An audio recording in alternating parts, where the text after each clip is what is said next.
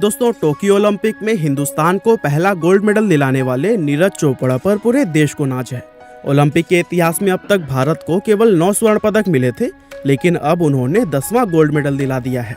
और दोस्तों, अभिनव बिंद्रा के बाद से वे दूसरे ऐसे भारतीय हैं जिन्होंने एकल स्पर्धा में स्वर्ण पदक दिलाया है। नीरज ने भाला फेंक इवेंट में इतिहास रचा और एथलेटिक्स में मेडल जीतने वाले पहले भारतीय बने। अब दोस्तों, वैसे तो देश में क्रिकेटर्स के अलावा अन्य खिलाड़ियों को उतनी पहचान नहीं मिलती जितनी की मिलनी चाहिए, लेकिन नीरज चोपड़ा केवल 23 साल की उम्र में ही इतिहास रचकर सभी युवाओं के लिए प्रेरणा बन गए हैं। तो चलिए दोस्तों, हम जानते हैं कि आखिर कौन है नीरज चोपड़ा।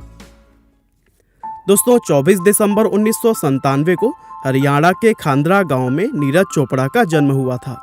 नीरज चोपड़ा गरीब किसान परिवार से आते हैं और 11 साल की उम्र में ही नीरज मोटापे का शिकार हो गए थे।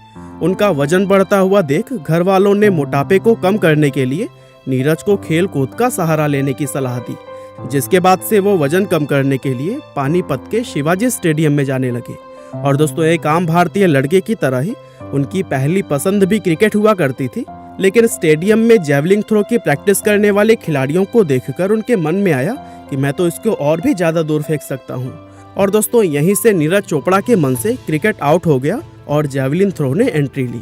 और फिर सबसे पहले 2012 में एथलेटिक्स चैंपियंस में स्वर्ण पदक जीतने के बाद से नीरज ने 2016 में पोलैंड में हुए IAAF वर्ल्ड अंडर 20 चैंपियनशिप में 86.48 मीटर दूर भाला फेंककर गोल्ड मेडल जीता था।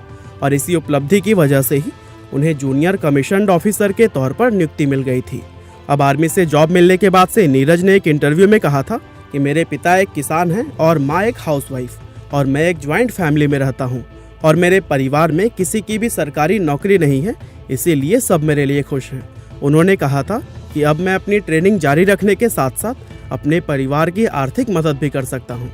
हालांकि जॉब पाने के बाद से भी नीरज ने अपनी प्रैक्टिस नहीं छोड़ी और आगे चलकर 2018 में इंडोनेशिया के जकार्ता में हुए एशियन गेम्स में उन्होंने 88.06 मीटर का थ्रो करके गोल्ड मेडल जीता।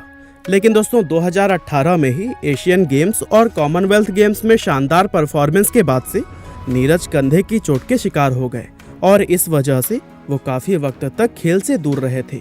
हालांकि दोस्तों, सही समय पर वापसी करते हुए नीरज चोपड़ा ने इतिहास रच दिया और 87.58 मीटर का थ्रो करके उन्होंने भारत को पहला गोल्ड मेडल दिला दिया।